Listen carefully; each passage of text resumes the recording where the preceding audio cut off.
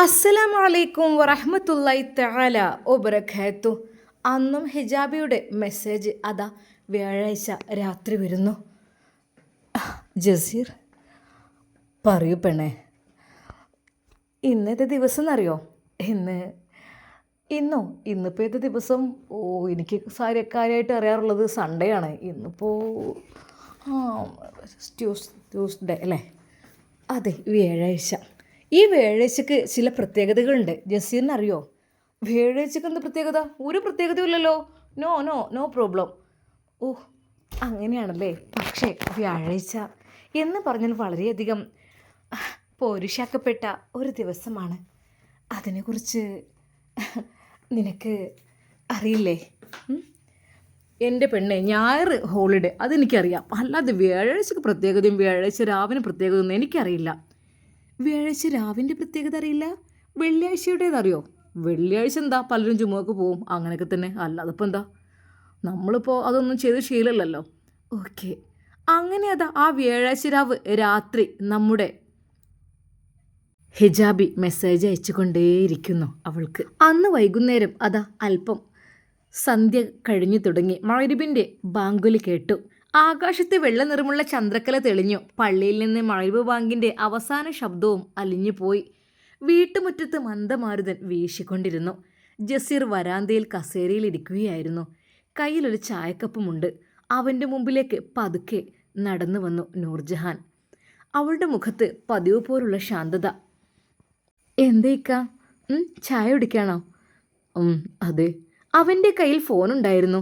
എന്നാൽ അപ്പോൾ തന്നെ അവിടുന്ന് നൂർജഹാൻ പോയി. ഒരു നിമിഷം അതാ ഒരു മെസ്സേജ്. അത് ഹിജാബിയുടെ മെസ്സേജ്. അവൻ പെട്ടെന്ന് എടുക്കും. ജസീർ. എന്താ ഹിജാബി? അതെ, ഇന്ന് ഏത് ദിവസം എന്നറിയോ? ഇന്ന് എന്താ? ഇന്നത്തെ ദിവസം വ്യാഴാഴ്ച അല്ലേ? എന്താ നാളെ വെള്ളിയാഴ്ച? അപ്പോൾ വെള്ളിയാഴ്ചയുടെ പ്രത്യേകതകൾ എന്തൊക്കെയാണെന്ന് അറിയോ? ജസീർ ഒരു നിമിഷം ചിന്തിച്ചു. എന്ത് പ്രത്യേകത? പ്രത്യേകിച്ചൊന്നുമില്ലല്ലോ. ആ, പിന്നെ ജുമുഅ നിസ്കാരം, അത്ര എനിക്കറിയുള്ളൂ. അത് പലരും പോകും, പലരും പോകില്ല. ജസീർ പോകാറുണ്ടോ? ഏയ്, എനിക്കതിലൊന്നും വലിയ വിശ്വാസമൊന്നുമില്ല. എന്നിട്ടിപ്പോൾ എത്രയോ നന്മകൾ ചെയ്യുന്ന ആളുകൾ മരിച്ചു പോകണില്ലേ? അങ്ങനെ ചിന്തിക്കരുത്. പിന്നെ ഞാൻ ഒരു കാര്യം പറയട്ടെ. സാരല്ല, അറിവില്ലായ്മ കൊണ്ടല്ലേ. എനിക്ക് എൻ്റെ ഇക്കയോട് വല്ലാത്ത സ്നേഹം തോന്നുകയാണ്, അതുകൊണ്ട് പറയുന്നത്. ജസീർ, നിനക്കറിയാത്തത് തെറ്റല്ല, അറിയാൻ ആഗ്രഹിക്കാത്തതാണ് തെറ്റ്. ആ വാക്ക് ജസീറിൻ്റെ മനസ്സിൽ ആഴത്തിൽ പതിഞ്ഞു. എനിക്ക് പറഞ്ഞു തരുമോ ഹിജാബി? എൻ്റെ ജിന്നല്ലേ നീയെ? എൻ്റെ ജിന്നാണോ നീയെ? നീ എൻ്റെ കൂടെ ഉണ്ടോ? എനിക്കെൻ്റെ തൊട്ടടുത്ത് അതെ, ആ മനോഹരമായ ഹിജാബിട്ട മുഖമാണ് കാണുന്നത്. എൻ്റെ പെണ്ണെ, നീ സത്യം പറ, ജിന്നാണോ? എനിക്ക് ജിന്ന് കൂടിയോ? ഞാൻ ഒരു കാര്യം സത്യം പറയാണ്. എന്നാൽ ഒരു നിമിഷം അവൾ പറഞ്ഞു, ഞാനൊരു ജിന്നൊക്കെ എന്നെ കണക്കാക്കിക്കോ. അതെ, ഒരു പെൺജിന്ന്. എന്താ, പറ്റില്ലേ? ഓ, എനിക്ക് ഒത്തിരി ഇഷ്ടമാണ്. ജിന്നായാലെന്താ, ഇൻസായാലെന്താ. പക്ഷെ നീ ഒരു ജിന്ന് തന്നെയാണ് കേട്ടോ. നിന്നെ കണ്ടാലേ എൻ്റെ അമ്മോ. അതവിടെ നിൽക്കട്ടെ, ജിന്നും ഇൻസൊക്കെ അവിടെ നിൽക്കട്ടെ. അതെ, ഞാൻ ഒരു കാര്യം പറയാം. അതായത് വെള്ളിയാഴ്ച ആഴ്ചയിൽ ഏറ്റവും ശ്രേഷ്ഠമായ ദിവസമാണെന്ന് നമ്മുടെ നബി സല്ലല്ലാഹു അലൈഹി വസല്ലം പഠിപ്പിച്ചിട്ടുണ്ട്. ആ ദിവസത്തിൽ ദുആ സ്വീകരിക്കപ്പെടുന്ന ഒരു പ്രത്യേക സമയമുണ്ടെന്നും ഹദീസുകളിൽ വന്നിട്ടുണ്ട്. അതുകൊണ്ട് ആ ദിവസം കൂടുതൽ ദിക്റും ദുആയും സ്വലാത്തും ചെയ്യാൻ പ്രോത്സാഹിക്കപ്പെട്ടിരിക്കുന്നു. ജസീർ അത്ഭുതത്തോടെ കേട്ടിരുന്നു. എടി പെണ്ണേ, ഇതൊക്കെ അന്ധവിശ്വാസമല്ലേ? അതെ, പിന്നെ അങ്ങനെ ചിന്തിക്കല്ലേ കേട്ടോ. നമ്മുടെ ഹബീബ് സല്ലല്ലാഹു അലൈഹി വസല്ലം പറഞ്ഞതാണ്. അദ്ദേഹത്തെ അറിയോ? റസൂലല്ലേ? റസൂലിനെയൊക്കെ അറിയാം, ഒക്കെ ഞാൻ മദ്രസയിൽ പഠിച്ചിട്ടുണ്ട്. ഓ, അദ്ദേഹത്തിൻ്റെ പേരിൽ ഒരിക്കലെങ്കിലും ഒരു സ്വലാത്ത്? ഏയ്, അതിനൊന്നും എനിക്ക് ടൈമില്ല. പിന്നെ വേറെന്താ? അതെ, ഈ ദിവസത്തെ പ്രത്യേകതകൾ എൻ്റെയൊക്കെ അറിയാതെ ഞാൻ എങ്ങനെ നിങ്ങളെ കല്യാണം കഴിക്കുക? കാരണം നമുക്ക് രണ്ടുപേർക്കും അങ്ങനെ ഒരു ലോകത്ത് ജീവിക്കേണ്ടതല്ലേ? നല്ല നല്ല ഓർമ്മകളിൽ ഇവിടെ ജീവിച്ച് നമുക്ക് പിന്നെ മരിച്ചു പോകുമ്പോൾ നാളെ സ്വർഗത്തിലും. എൻ്റെ പെണ്ണെ, നിൻ്റെ കൂടെ സ്വർഗത്തിലേക്ക് വരാനെന്ന് ഞാൻ തയ്യാറാണ്. പക്ഷേ അത് വെറുതെ കിട്ടില്ലല്ലോ, അതിന് കുറച്ച് റിസ്ക് ഉണ്ട് മോനെ. ഇവിടെ അങ്ങനെ ഇങ്ങനെയൊക്കെ കഴിച്ച് നടന്നാലൊന്നും. ഞാൻ ഇല്ല, മദ്യപാനം ഞാൻ നിർത്തി. ഉപയോഗിച്ചിരുന്നു, ഇപ്പോൾ കുറച്ച് ദിവസമായിട്ട് എനിക്ക് തൊടാനേ തോന്നുന്നില്ല. എൻ്റെ ഷെൽഫുകൾ നിറയെ വിലപിടിപ്പുള്ള ഫോറിൻ മദ്യക്കുപ്പികൾ നിറഞ്ഞു നിൽക്കുന്നുണ്ട്. പക്ഷേ അതൊക്കെ എടുത്ത് വലിച്ചെറിയണം. എനിക്കതിനു വേണ്ടി ഞാൻ ഇങ്ങനെ തോന്നിക്കൊണ്ടിരിക്കുകയാണ്. ഓ താങ്ക് യു എൻ്റെ മുത്തല്ലെങ്കിൽ നല്ല തന്നെ. ഇത്രയൊക്കെ ഇത്രമാത്രം നല്ല സ്വഭാവമാവുമെന്ന് ഒരിക്കലും വിചാരിച്ചില്ല. ജസീർ ഒത്തിരി സ്ട്രോങ് ആയിരുന്നു, പിന്നെ പല പേരിലും അറിയപ്പെട്ടതാണ്. എങ്കിലും എന്തെന്നറിയില്ല, എനിക്ക് അങ്ങോട്ടുള്ള അടങ്ങാത്ത പ്രണയം മൂലമാണ് ഞാനിതൊക്കെ പറയുന്നത്. കാരണം എൻ്റെ ജസീർ രക്ഷപ്പെടണം, ഈ ലോകത്തും പരലോകത്തും എനിക്ക് ഭർത്താവായി അങ്ങ് തന്നെ വേണം എന്നതുകൊണ്ടാണ് ഞാനിതൊക്കെ പറയുന്നത് കേട്ടോ. അതെ, ഇന്ന് വ്യാഴാഴ്ച രാത്രിയാണ്, നാളെ ജുമുഅ. ഈ രാത്രി മുതൽ തന്നെ നമുക്ക് നബി സല്ലല്ലാഹു അലൈഹി വസല്ലമയുടെ പേരിൽ കൂടുതൽ സ്വലാത്തു ചെല്ലാം, ഖുർആൻ ഓതാം, അള്ളാഹുവിനോട് കൂടുതൽ ദുആ ചെയ്യാം. എന്നാൽ നമ്മുടെ ആഗ്രഹങ്ങളൊക്കെ സഫലമാകും. എന്താ, ഒന്ന് ട്രൈ ചെയ്ത് നോക്കിക്ക്. ആണോ ഹിജാബി? സത്യമായിട്ടും? അതേടാ സത്യം.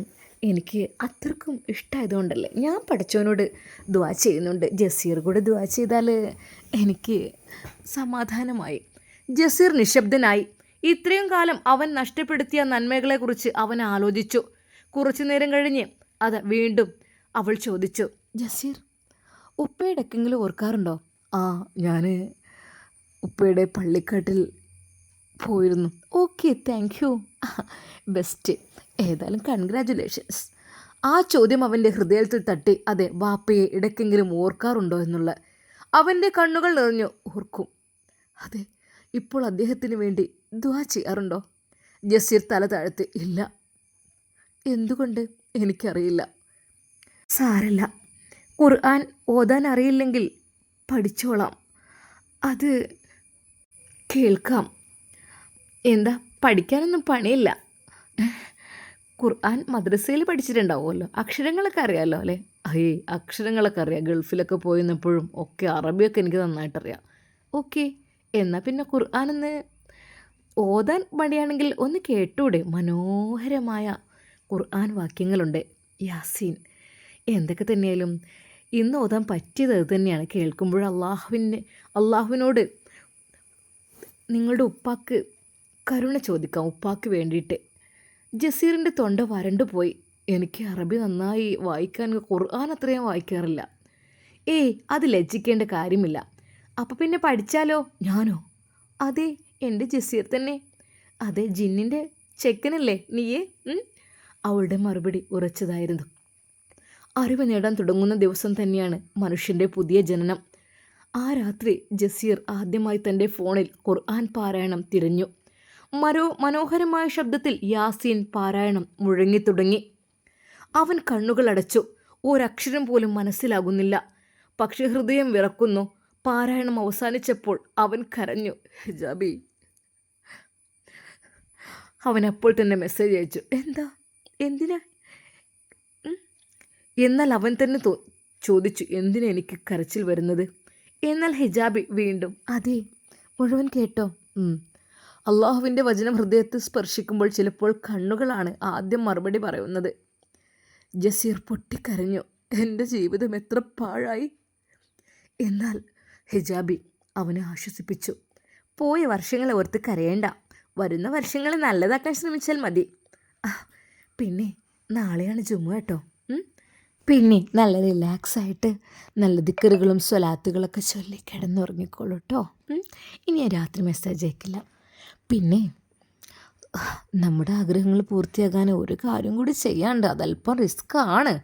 പക്ഷെ ശീലമായ കുഴപ്പമില്ല, സിമ്പിളാണ്. നമ്മൾ ആ ടൈമിന് തന്നെ ഉണരും. അതിപ്പോൾ ഞാൻ പറയുന്നില്ല. ആദ്യം ഫറല്, പിന്നെ സുന്നത്ത്. ശരിക്കും ഹിജാബിയുടെ വാക്കുകൾ കേട്ട് അവൻ പറഞ്ഞു, എന്തൊക്കെയാണ് നീ പറയുന്നത്? അതെ, അതൊക്കെ ഒരുപാട് പറയാനുണ്ട്. നമുക്ക് രണ്ടുപേർക്കും ഒന്നായി ചേരണ്ടേ? അതിന് പഠിച്ചവൻ്റെ കരുണ കടാക്ഷം വേണ്ടേ? വേണം. അതിനു വേണ്ടിയിട്ട് നമ്മൾ എന്ത് വേണം? നമ്മൾ രണ്ടുപേരും നന്നായിട്ട് ദുആ ചെയ്യണം. എന്നാൽ നമുക്ക് രണ്ടുപേർക്കും ഒരുമിച്ച് ജീവിക്കാം. എൻ്റെ സൗന്ദര്യങ്ങളെല്ലാം ഞാൻ നിങ്ങൾക്ക് വേണ്ടി തരും. നിങ്ങളുടെ ശക്തിയും നിങ്ങളുടെ ശരീരവുമെല്ലാം എനിക്ക് വേണ്ടിയും. എന്താ, പറ്റില്ലേ? തീർച്ചയായും. ഹിജാബി, ഞാൻ എന്ത് ചെയ്യേണ്ടതെന്ന് നീ പറ. ഇപ്പോൾ ഒന്നും ചെയ്യണ്ട. മനസ്സമാധാനത്തോടെ ദിക്റുകൾ ചൊല്ലിയിട്ട് ബെഡിലേക്ക് പ്രവേശിക്കുക, ഉറങ്ങുക. ഓക്കെ? എന്നാൽ ശരി, ഓക്കെ. ശരിക്കും അവളുടെ ആ ശബ്ദം കേട്ടപ്പോൾ അവനത് ഒഴിവാക്കാൻ കഴിയുന്നില്ലായിരുന്നു. അവൻ ഫോണുമായി നേരെ അതാ ബെഡ്റൂമിലേക്ക് എത്തി. എന്നാൽ നൂർജഹാൻ പെട്ടെന്ന് ഫോൺ മറച്ചു വെച്ചു. ഇക്ക കിടക്കാനായില്ലേ? ഇന്നെന്താ ഇങ്ങനെ ഒരുപാട് സമയം സിറ്റ് ഔട്ടിലൊക്കെ പോയിരിക്കുന്നത്? ഹേയ് ഒന്നുമില്ലടി. അവൻ ദീർഘനിശ്വാസത്തോടെ നിന്നു. ഒരു നിമിഷം അവനക്ക് തോന്നി, അതെ, നൂർജഹാനെയും ഞാൻ ചതിക്കുകയാണല്ലോ, ഇതൊന്നും ചെയ്യാൻ പാടില്ലല്ലോ എന്നുള്ളത്. ഒരു നിമിഷം നൂർജഹാനെ അവൻ നോക്കി. നൂർജഹാൻ, നിനക്ക് എന്തെങ്കിലും പ്രയാസമുണ്ടോ എൻ്റെ ഈ മാറ്റത്തിൽ? ഏയ് എന്ത് പ്രയാസം? ഒരു പ്രയാസമില്ല. നല്ല മനുഷ്യനായി വരികയല്ലേ. ആഹാ, ഖുർആനൊക്കെ വെച്ചുകൊണ്ടാണല്ലോ വരുന്നത്. മാഷാ അല്ലാ, നല്ല കാര്യം തന്നെ. എന്നാൽ നൂർജഹാൻ്റെ മനസ്സിൽ ഇരട്ടിയിലധികം സന്തോഷമായിരുന്നു. കാരണം ജസീർ നന്നായി തുടങ്ങുകയാണ്. റബ്ബേ, അള്ളാഹിൻ്റെ പരിശ്രമം വിജയിക്കുകയാണ്. എന്നാൽ അതാ നൂർജഹാൻ അദ്ദേഹത്തെ പതുക്കെ അദ്ദേഹത്തിൻ്റെ ശരീരത്തിൽ കൈവച്ചു. അവർ രണ്ടുപേരും ആ രാത്രിയിൽ സുഖസുന്ദരമായി അതാ ഉറങ്ങുകയാണ്. അങ്ങനെയതാ പുലർച്ചെ 4 മണി സമയം തന്നെ അവൻ ഉണർന്നു. അല്ലാ, സുബഹിക്ക് പള്ളിയിലേക്ക് പോകണം. അവൻ പെട്ടെന്ന് ഫ്രഷായി. അതാ അപ്പോഴേക്കും പള്ളിയിലേക്ക് അവൻ തിരിച്ചു. ശരിക്കും ഉമ്മ അത്ഭുതപ്പെട്ടു. ഈ കുട്ടിക്ക് എന്തിൻ്റെ കേടാ? റബ്ബച്ചക്കന് പിരാന്തായി എന്നാ തോന്നുന്നത്. പറഞ്ഞിട്ട് കാര്യമില്ല. നട്ടപ്പാതിരാക്ക് നീച്ച് പള്ളിക്കൊക്കെ പോകുന്നു. എന്ത് ചിന്നാന്നാവും അവൻ്റെ മേത്ത് കയറി കുടിക്കണേ. ജസീറേ, എവിടുക്കാടായേ നേരത്ത്? വാങ്ങും കൂടി കൊടുക്കാതെ. ഉമ്മ, ഞാൻ പള്ളിയിലേക്ക് പോട്ടെ. എന്താ എൻ്റെ മേത്ത് എന്ത് പിശാച്ച കയറിക്കണേ? അതോ ജിന്നോ? എനിക്ക് തോന്നുന്നു ജിന്ന് കയറിക്കണെന്നാ. അല്ലാതെ ഇപ്പോൾ ഇങ്ങനെയൊക്കെ ഒരു മാറ്റം ഉണ്ടാവും ഒരു മനുഷ്യന്. ഇപ്പോൾ ഓനിച്ചെന്താ ഔലിയ നിൽക്കുക? ഓൻ തൊപ്പിയൊക്കെ ഇട്ട് ഇറങ്ങണണ്ടില്ലേ ഔലിയ. പിന്നെ ഞാൻ ഒരു കാര്യം പറഞ്ഞേക്കാം. ഇവിടെ നീ നേർച്ച കാര്യങ്ങൾ അത് ഇതെന്നൊക്കെ പറഞ്ഞുകൊണ്ട് ഇജ്ജ് വരുത്താൻ നിൽക്കണ്ട. പിന്നെ ഒരു മക്കാമും കൂടെയാണ് കെട്ടിപ്പൊക്കിക്കൊണ്ട് ഇജ്ജ് മരിച്ചിട്ട്. എന്നാൽ പിന്നെ ആളും കൂടിക്കോളും. ഓൻ്റെ ഒരു മാറ്റം കണ്ടില്ല. ഇജ്ജ് പഴയ രീതിക്ക് തന്നെ വന്നാൽ മതി. കുറച്ച് കൊല്ലലും കൊലയും പെണ്ണും ഉണ്ടായാലും കുഴപ്പമില്ല. ഓന് കണ്ടില്ലേ? എനിക്ക് കണ്ടൂടെ ഈ ഉസ്താദുമാരെ വേഷം തന്നെ.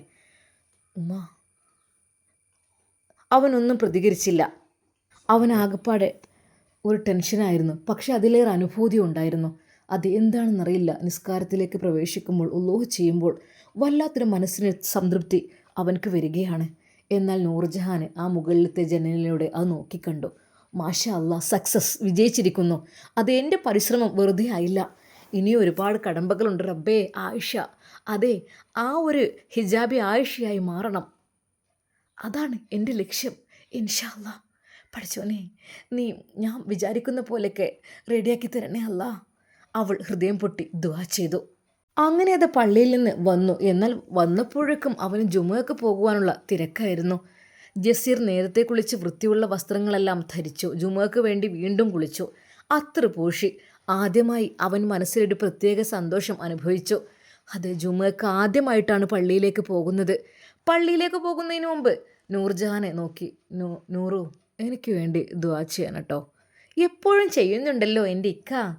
ആ മറുപടി കേട്ടപ്പോൾ അവൻ്റെ കണ്ണുകൾ വീണ്ടും നിറഞ്ഞു. എന്നാൽ അപ്പോഴേക്കും ഹിജാബി, ഇക്ക എന്തായി, പള്ളിയിലേക്ക് പോകാനായോ? അവൻ ഫോൺ എടുത്ത് നോക്കി. ഇറങ്ങാണ്. അത്ര പുരട്ടിയില്ലേ? പുരട്ടി. പിന്നെ ഉമ്മയോടൊക്കെ സലാം പറഞ്ഞോ? ഇല്ല, ഇറങ്ങാൻ നിൽക്കുന്നേ ഉള്ളൂ. എന്നാൽ ഉമ്മയോടും ഭാര്യയോടൊക്കെ സലാം പറഞ്ഞിട്ട് ഇറങ്ങണം കേട്ടോ. ഓക്കെ, അതിന് പ്രത്യേക പ്രതിഫലം ഉണ്ടാവും. പിന്നെ ബുള്ളറ്റിലാണോ പോകുന്നത്, കാറിലോ? ഞാൻ വേണ്ട, നടന്നു പോയാൽ മതി. അത്രയല്ലേ ദൂരമുള്ളൂ? അതെ, അത്രയേ ഉള്ളൂ.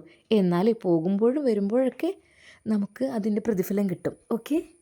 ജുമുഅ ദിനത്തിൻ്റെ പ്രഭാതം. പുളിക്കൽ തറവാട്ടിലെ വലിയ വീടിൻ്റെ ഗേറ്റ് പതുക്കെ തുറന്നു. വെളുത്ത കുർത്തിയും പൈജാമയും ധരിച്ച് തോളിലൊരു ചെറിയ ഷാളും തൊപ്പിയും ഇട്ടുകൊണ്ട് ജസീർ പുറത്തേക്ക് ഇറങ്ങി. മുഖത്ത് പഴയ അഹങ്കാരമില്ല, കണ്ണുകളിൽ ഒരു ശാന്തത മാത്രം. ഗ്രാമത്തിലെ ആളുകൾ അത് കണ്ട് അമ്പരന്നു. അത് ജസീറല്ലേ? അത് അവനാണല്ലോ. അവനിപ്പോൾ എല്ലാ നമസ്കാരത്തിനും വരുന്നുണ്ടെന്നാണ് കേട്ടത്. സുബൈക്കും വരുന്നുണ്ടത്രേ. ഓരോരുത്തരും അത്ഭുതത്തോടെ അവനെ നോക്കി. ജസീർ ആരുടെയും മുഖത്ത് നോക്കിയില്ല. അവൻ തല കുനിച്ച് പള്ളിയിലേക്ക് നടന്നു. പള്ളിയുടെ മുറ്റത്തെത്തിയപ്പോൾ ഉസ്താദ് അവനെ ദൂരെ നിന്ന് കണ്ടു. മുഖത്ത് പുഞ്ചിരി വിരിഞ്ഞു. അദ്ദേഹം മുന്നോട്ട് വന്ന് ജസീറിൻ്റെ കൈ പിടിച്ചു. മോനെ, അസ്സലാമു അലൈക്കും. വഅലൈക്കും അസ്സലാം ഉസ്താദേ. വാ, നമുക്ക് മുന്നിലെ സഫിൽ തന്നെ ഇരിക്കാം. ജസീർ മടിച്ചു. ഉസ്താദേ, ഞാൻ പിന്നിരുന്നാൽ മതി. ഉസ്താദ് പുഞ്ചിരിച്ചു. അള്ളാഹുവിൻ്റെ വീട്ടിൽ മുന്നും പിന്നും സമ്പത്ത് കൊണ്ടല്ല തീരുമാനിക്കുന്നത്. നേരത്തെ വന്നവനാണ് മുന്നിലിരിക്കുക. ജസീർ വിനയത്തോടെ തലകുനിച്ചു. അതെ, അവൻ നേരത്തെ പള്ളിയിൽ എത്തിയിട്ടുണ്ട്. അവൻ മുന്നിലെ സൊഫിലിരുന്നു. അവിടെ ഇരുന്നപ്പോൾ അവൻ്റെ ഹൃദയം ശക്തിയായി മിടിച്ചു. ഒരു കാലത്ത് ഈ പള്ളിയുടെ മുന്നിലൂടെ പോലും നടക്കാതിരുന്ന അവൻ ഇന്ന് അള്ളാഹുവിൻ്റെ മുന്നിൽ ആദ്യ നിരയിൽ ഇരിക്കുകയാണ്. കുറച്ചു കഴിഞ്ഞപ്പോൾ മുഅദ്ദിൻ്റെ മധുരമായ ശബ്ദം മുഴങ്ങി. ജുമുഅയുടെ ഖുത്ബ ആരംഭിച്ചു. ഉസ്താദ് മിമ്പറിൽ കയറി. അള്ളാഹുവിനെ സ്തുതിച്ചുകൊണ്ടും നബി സല്ലല്ലാഹു അലൈഹി വസല്ലമയുടെ പേരിൽ സലവാത്ത് ചൊല്ലിക്കൊണ്ടും ഖുത്ബ ആരംഭിച്ചു. ശേഷം അദ്ദേഹം മൃദുവായി പറഞ്ഞു, പ്രിയപ്പെട്ട സഹോദരങ്ങളെ, നമ്മളിൽ ആരും സ്വന്തം നാളെക്കുറിച്ച് ഉറപ്പ് പറയാൻ കഴിയില്ല. ഇന്ന് പാപിയാക്കി ഇരിക്കുന്ന ഒരാൾ നാളെ അള്ളാഹുവിൻ്റെ ഏറ്റവും പ്രിയപ്പെട്ട അടിമയായേക്കാം. ഇന്ന് നന്മ ചെയ്യുന്ന ഒരാൾ അള്ളാഹു കാക്കട്ടെ, നാളെ വഴി തെറ്റിപ്പോകാനും ഇടയുണ്ട്. അതുകൊണ്ട് ഒരു മനുഷ്യനെയും അവൻ്റെ ഭൂതകാലം മാത്രം നോക്കി വിധിക്കരുത്. പള്ളിയാകെ നിശബ്ദമായി. ജസീറിൻ്റെ കണ്ണുകൾ നിറയാൻ തുടങ്ങി. ഉസ്താദ് തുടർന്നു, ഒരു മഹത്തായ ഹദീസ് നിങ്ങൾ കേട്ടിട്ടുണ്ടാവും. ബനു ഇസ്രയേലിൽ ഒരാൾ ഉണ്ടായിരുന്നു. അവൻ 99 പേരെ കൊന്നു. പിന്നീട് അവൻ്റെ മനസ്സിലൊരു ചോദ്യം ഉദിച്ചു, എനിക്ക് തൗബ ചെയ്യാൻ കഴിയുമോ? അവൻ ഒരു ആരാധനയിൽ മുഴുകിയിരിക്കുന്ന ആളെ സമീപിച്ചു. ഞാൻ 99 പേരെ കൊന്നിട്ടുണ്ട്, എനിക്ക് തൗബയുണ്ടോ?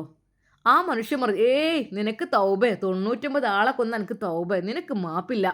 നിരാശനായ കൊലയാളി അയാളെയും കൊന്നു. അങ്ങനെ 100 പേരെ കൊന്നവനായി.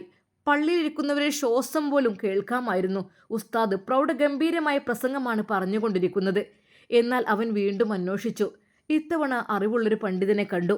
അതേ ചോദ്യം. അതെ, ഞാൻ 100 പേരെ കൊന്നതാണ്, എനിക്ക് തൗബയുണ്ടോ?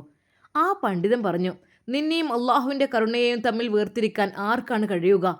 തൗബയുടെ വാതിൽ തുറന്നിരിക്കുന്നു. പക്ഷേ നീ ജീവിക്കുന്ന ഈ നാട് പാപം നിറഞ്ഞതാണ്. നല്ല മനുഷ്യർ താമസിക്കുന്ന നാട്ടിലേക്ക് പോവുക, അവരോടൊപ്പം അള്ളാഹുവിനെ ആരാധിക്കുക. ആ മനുഷ്യൻ ഉടൻ തന്നെ യാത്ര തിരിച്ചു. ഉസ്താദിൻ്റെ ശബ്ദം കൂടുതൽ വികാരതീതമായി. വഴിമധ്യേ അവന് മരണം വന്നു. റഹ്മത്തിൻ്റെ മലക്കുകളും ശിക്ഷയുടെ മലക്കുകളും വന്നു. റഹ്മത്തിൻ്റെ മലക്കുകൾ പറഞ്ഞു, ഇവൻ തൗബ ചെയ്തവനാണ്. ശിക്ഷയുടെ മലക്കുകൾ പറഞ്ഞു, ഇവൻ 100 പേരെ കൊന്നവനാണ്.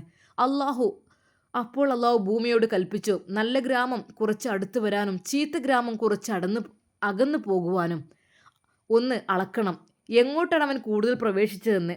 അങ്ങനെ അളന്നു. അവൻ നല്ലവരുടെ നാടിനോടാണ് ചുവടടുത്തിരിക്കുന്നത്. അതിനാൽ അള്ളാഹുവിൻ്റെ കരുണ കൊണ്ട് അവൻ പൊറുക്കപ്പെട്ടു. ഉസ്താദ് ഒരു നിമിഷം മിണ്ടാതെ നിന്നു. ശേഷം പറഞ്ഞു, ഈ ഹദീസ് നമ്മെ പഠിപ്പിക്കുന്നത് എന്താണ്? പാപം ചെറുതാണോ വലുതാണോ എന്നല്ല പ്രധാനമായത്. ആത്മാർത്ഥമായ തൗബയോടെ അള്ളാഹുവിലേക്ക് മടങ്ങുന്നതാണ് പ്രധാനമായത്. അള്ളാഹുവിൻ്റെ കരുണയേക്കാൾ വലുതല്ല നമ്മുടെ പാപങ്ങൾ. ജസീറിൻ്റെ കണ്ണുനീർ നിലത്തേക്ക് വീണു. ഉസ്താദ് തുടർന്നു, സഹോദരങ്ങളെ, ഒരു മനുഷ്യൻ മാറുമ്പോൾ അവനെ പരിഹസിക്കരുത്. ഇവൻ അഭിനയിക്കുകയാണെന്ന് പറയരുത്. കാരണം അവൻ്റെ ഹൃദയത്തിലെ മാറ്റം അള്ളാഹുവിനെ അറിയൂ. ഒരു പക്ഷേ ഇന്ന് നിങ്ങൾ പരിഹസിക്കുന്ന ആ മനുഷ്യനായിരിക്കും നാളെ അള്ളാഹുവിൻ്റെ പ്രിയപ്പെട്ട അടിമ. പള്ളിയിലിരുന്ന പലരും അറിയാതെ ജസീറിനെ നോക്കി. പക്ഷേ ജസീർ അത് ശ്രദ്ധിച്ചില്ല. അവൻ തലകുനിച്ച് കരയുകയായിരുന്നു.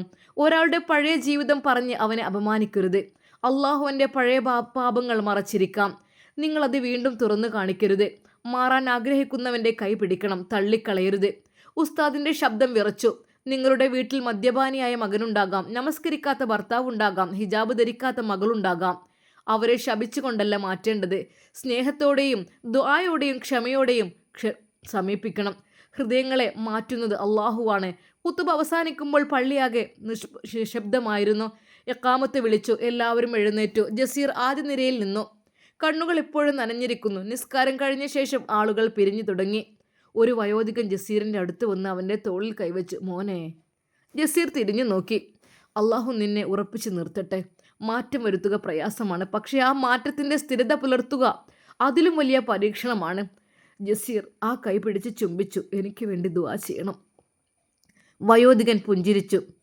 എൻ്റെ ദുആ മാത്രമല്ല മോനെ, ഈ പള്ളിയിലെ ഓരോ സജ്ജതയിലും നിന്നെപ്പോലുള്ള യുവാക്കൾ നേരായ വഴിയിൽ ഉറച്ചു നിൽക്കാൻ ഞങ്ങൾ ദുആ ചെയ്യുന്നുണ്ട്. ജസീർ വിതുമ്പി കരഞ്ഞു. ഉപ്പ. അതെ, ഒരു ഉപ്പയുടെ സ്ഥാനത്ത് അവൻക്കതിനെ തോന്നി. ഉപ്പ. എന്നാൽ അവൻ്റെ കൈകളിൽ കരുതിയിരുന്ന ആ ക്യാഷ് അദ്ദേഹത്തിൻ്റെ കൈകളിൽ ഏൽപ്പിച്ചു. ഉപ്പ, ഇതാ, ബിസ്മില്ലാഹിർ റഹ്മാനിർ റഹീം. മോനെ, ഇതൊക്കെ എന്താ ഇത്രയധികം ക്യാഷ്? ഉപ്പ, നിങ്ങൾക്ക് ആവശ്യമുള്ളതെല്ലാം നിങ്ങൾ വാങ്ങിച്ചോളൂ. അങ്ങനെ അത് സന്തോഷത്തോടു കൂടി ആ ഒരു പ്രായമായ പിതാവ് അവൻ്റെ തലയിൽ കൈവച്ചു. മോനെ, ഈ നന്നാവും, നോക്കിക്കോ. നിൻ്റെ മേലിൽ അള്ളാഹുവിൻ്റെ കാരുണ്യമുണ്ടാകും. അതെ, ആ പിതാവ് കരഞ്ഞുകൊണ്ട് അത് പറഞ്ഞു. എന്നാൽ ഇതെല്ലാം ഒരാൾ നോക്കി കാണുന്നുണ്ടായിരുന്നു. ആ പള്ളിയിൽ വെച്ച് അവൻ്റെ കണ്ണുകളും നിറഞ്ഞൊഴുകി. അതാരായിരിക്കും? ആരാണ് ഈ കാഴ്ചയെല്ലാം കാണുന്നത് പള്ളിയിൽ നിന്ന്? എൻ്റെ പ്രിയപ്പെട്ട കൂട്ടുകാർ കമൻ്റായിട്ട് രേഖപ്പെടുത്തുക. ഇൻഷാ അല്ലാ ഇതിൻ്റെ ബാക്കി ഭാഗം നമുക്ക് നാളെ കാണാം. അതുവരേക്കും എല്ലാവർക്കും അസ്സലാമു അലൈക്കും വറഹ്മത്തുള്ളാഹി. എൻ്റെ എല്ലാ പ്രിയപ്പെട്ട കൂട്ടുകാർക്കും ജുമാ മുബാറക്ക്.